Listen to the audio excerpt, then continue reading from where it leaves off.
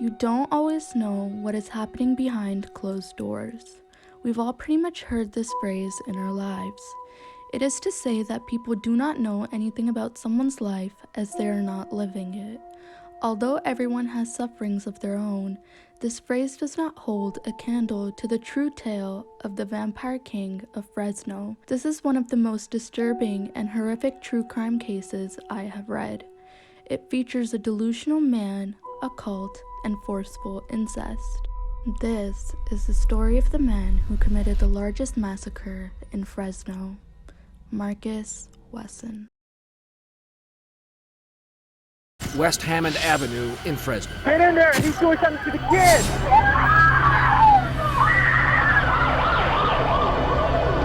This is the worst mass murder in the history of our city. Marcus Wesson was born on August 22, 1946. He was born in Kansas, Missouri, and was the son of Benjamin and Carrie Wesson. Now, the Wesson family was extremely religious. In fact, Mark was raised as a member of the Seventh-day Adventist Church. The Seventh-day Adventist Church was discovered in the U.S. in the 1860s. These community of people have strict beliefs. They restrict themselves from partaking in drinking, smoking, and are also pushed to have a vegetarian diet. Further, meat is only permitted following the biblical commandments on the sanitation of food. Adventists believe that they have a societal duty to share their beliefs with others and encourage them to follow suit as well. Different to many quote-unquote mainstream Christians, the Adventists believe that there is no heaven or hell after you die. They believe in something called conditional mortality. This is basically the idea that the dead remain unmoving and unconscious until Judgment Day upon the return of Christ. This simply means that non-Adventist human beings die at the end of life, while humans that devoted their life to Jesus Christ will ultimately be resurrected and live immortally. Although Marcus and his family were rooted in religion, Marcus still had a very rough upbringing. He claimed that religion was part of the problem. His mother was a religious extremist while his father was an alcoholic abuser. His father abandoned the family when Marcus was a child. According to reports and personal accounts, it was thought that Marcus, and perhaps his siblings, were sexually abused by his father and physically abused by his mother. In the 1960s, Marcus and his family moved to San Bernardino, California, where Marcus dropped out of high school shortly after moving. He enlisted himself in the Army. Marcus ended up serving 2 years from 1966 to 1968 as a medical practitioner. It was in and around this time that Marcus met a woman by the name of Rosemary Solorio. They instantly hit it off and connected. So much so that Rosemary broke up with her husband and invited Marcus to live with her and her 8 children in San Jose, California, to which Marcus accepted. Rather than being scared and frightened at the thought of now being partially responsible to 8 kids, Marcus was actually really thrilled. He felt that the children could use guidance and direction in their life, and he was happy to be that for them. In 1971, Rosemary and Marcus actually ended up having a son of their own, leaving the family tending to now 9 kids. However, soon after, Rosemary's second daughter ran away from home, presumably due to her drug addiction, and in turn left her 7 kids behind in the care of Marcus and Rosemary. This brought the total count of children in the family to be 16. The tangled family tree of 57-year-old Marcus Wesson includes his wife, their 11 children, plus 7 more he fathered with his own daughters and nieces.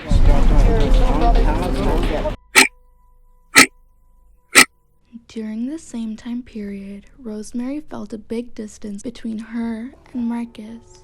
Marcus seemed to be less and less interested in her and more interested in his 8-year-old daughter, Elizabeth. Unfortunately, Rosemary was not off the mark with this feeling. It turns out that Marcus was actually sexually abusing Elizabeth and had started to when she was 12 years old. He was extremely manipulative and persuasive and actually convinced Rosemary that he needed to marry Elizabeth, that it was all God's will. So by the time that Elizabeth was 15, Rosemary married her off to her own husband Marcus. 4 months into the marriage, Elizabeth gave birth to a child. By this time, Elizabeth's life was becoming worse and worse. By the time she was 26, she had already had 10 more children with Marcus. However, Elizabeth wasn't the only victim in the house. Marcus would sexually abuse Elizabeth's sister, which ultimately resulted in the birth of more children. Marcus ended up raping his 3 daughters and 2 nieces continuously, starting at the age of 8. This abuse resulted in all of the 5 girls getting pregnant. Along with their horrible treatment, the children also lived in horrible conditions. Due to the fact that Marcus did not like working and basically lived off of welfare checks, the family's living arrangements were not optimal, to say the least.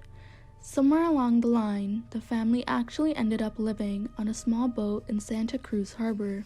During their stay, Marcus would tell his children to hide under deck all day away from the eyes of any curious people. However, in 1990, Marcus was charged with welfare fraud when he failed to list the boat as an asset in his welfare application. This charge actually landed him in jail. The same year, he was released. After that, the family, including Marcus, lived in a tent in the Army Cruz Mountains without any water. After that, they transitioned into living on a school bus. Eventually, Marcus bought an office building in Hammond Avenue. There are reports that local authorities wanted to vacate the building and evict the family as it was not a residential space. However, it did not happen in time. As you can imagine, the children basically never saw the light of day, let alone school. Hence, all their teachings about mainly religion were from Marcus. He believed that he himself was Jesus Christ, who was also a vampire. Marcus was so obsessed with the idea that Jesus was a vampire and that people could rise from the dead that he started collecting coffins and naming his children what he thought were quote-unquote vampire names. He named one of his children Jeva, a ship name between Jesus and vampire. Marcus's beliefs bordered onto delusions. However, since the family had no contact with the outside world, they believed him. He forced his family to call him Master and even Lord. He taught the children about the Armageddon and even prepared them for it. He also told the girls from a very young age that they were all going to be his wives in the future. He brainwashed his daughters to not communicate with any of their brothers or their mother, Rosemary. If any of the children misbehaved or acted with disobedience, he would punch them, hit them with electrical rods, and even bats. On one occasion, Marcus beat one of his sons, Serafino, for 30 days continuously because he stole a spoonful of peanut butter after being starved. This was all in spite of the fact that Marcus ate fast food every day. Children were suffering so bad that when Sofina, Marcus's niece and wife, tried to leave, he stabbed her in the chest. Additionally, on one other occasion, Marcus beat their 1-month-old son because he was, quote-unquote, crying too much. The extent of Marcus's brainwashing went so far that when the children were of working age and were working jobs to make money, all of the money was directly handed to Marcus, as he told the children that the money was the work of the devil. To make matters worse, Marcus had devised a plan for if and when a law enforcement were to ever separate the family. A suicide pact. That was his plan. Marcus had made his family pledge themselves to a suicide pact if this situation ever arose. The plan was to have the mother kill their children and then themselves. Marcus was so serious about this plan that every month they would have special family meetings dedicated to planning the ins and outs of this plan. Despite the brainwashing and manipulating, ultimately there came a point when the kids wanted to leave, especially Marcus's 2 nieces, Ruby Ortiz and Sofina Solario. Although it was a struggle, Marcus finally agreed to this, but only on the term that they would leave their 2 sons behind. They agreed to this. Once the 2 girls went out into the world and experienced life outside their office building, they realized how cruel and horrible Marcus really was. They realized that Marcus had been brainwashing them their entire lives, and that their previous way of living was anything but normal. In 2004, both Ruby and Sofina decided to rescue their sons, who were now around 7 years old, from the house of horrors. Ruby and Sofina created a plan. They gathered their uncles, brothers, and sisters. The plan was to distract Marcus while some of the family members took the children from within the home. On March 12th of 2004, Ruby and Sofina both marched right up the doorstep of the dirty office building to demand Marcus for their sons. The family members tried to pull away the children and failed, and just like that, Ruby and Sofina's plan fell through. While doing so, Sofina was shoved by her cousin Sabrina Wesson while she was pointing and chanting "Judas, Judas." Upon Marcus's refusal of taking the children, the women called the police. The police showed up, but without any type of warrant, they were unable to go inside the house. After spotting a distracted police officer, Marcus ran into the house and locked himself and 9 children and nieces in the back room with him. Sofina knew what would happen if the children would be locked in a room with Marcus. She begged one of the officers to go into the house, but he was on the phone and he just waved her off.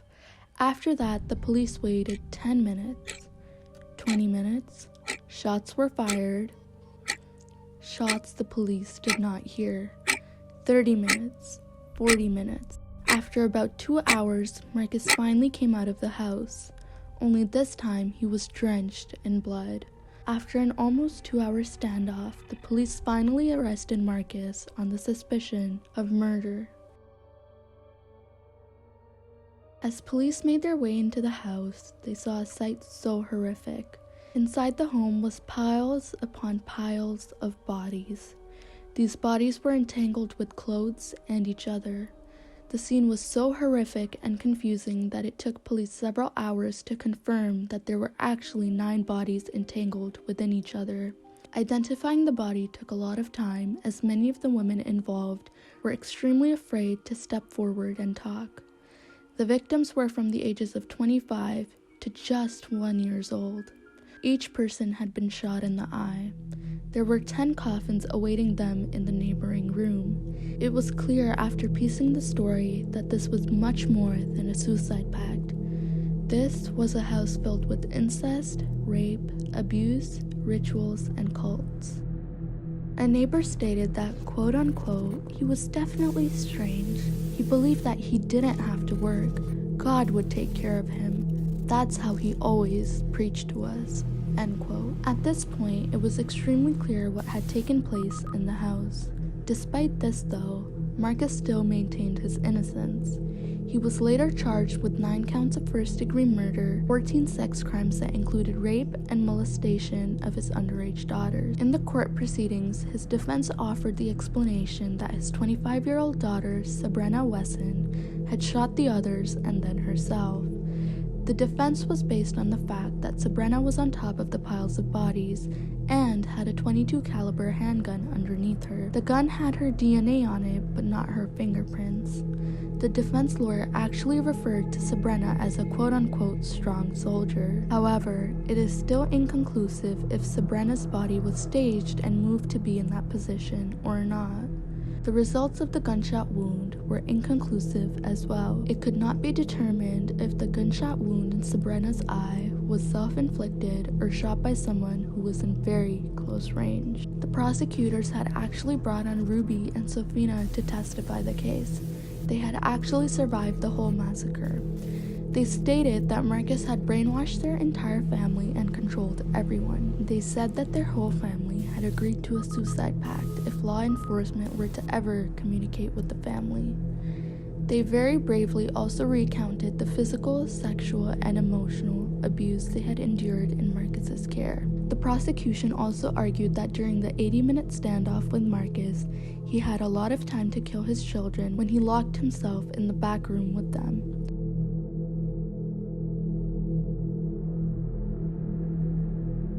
Based on the jury's unanimous decision, on June 17th of 2005, Marcus Wesson was convicted of 9 counts of first-degree murder and was found guilty of 14 counts of sexual assault and the molestation of 7 of his underage daughters and nieces.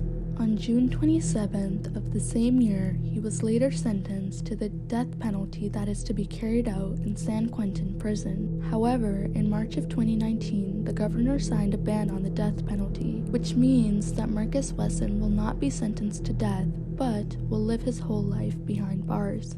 It is quite confusing the reaction of family members of Wesson upon hearing this tragic story. Marcus's mom still maintains that his son is very bright and intelligent. Other members of this family also say that they don't believe he did it and is not entirely responsible. He later went on to say that his sisters had artificial inseminations and that 2 of the 9 children who are deceased are from another family. Although this story revolves around Marcus and his horrible ways, it is important to remember the victims. They led such life of suffering and pain that we can only hope and wish that they're in a much better place now. Although it is impossible to forget, the 2 brave and courageous surviving daughters are now living a semblance of a normal life outside the clutches of Marcus and his house of horrors.